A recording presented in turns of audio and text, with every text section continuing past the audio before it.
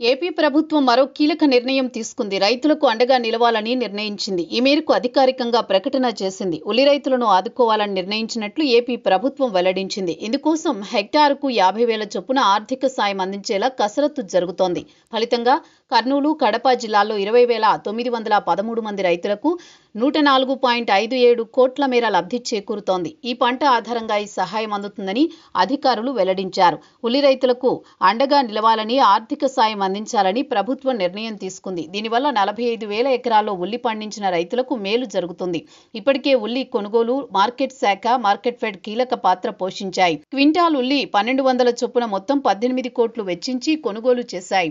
దీనికి సంబంధించి 10 కోట్లు ఇప్పటికే రైతులకు చెల్లించారు. మిగిలిన 8 కోట్లను కూడా త్వరలోనే అందిస్తామని మంత్రి అచ్చెన్న వెల్లడించారు.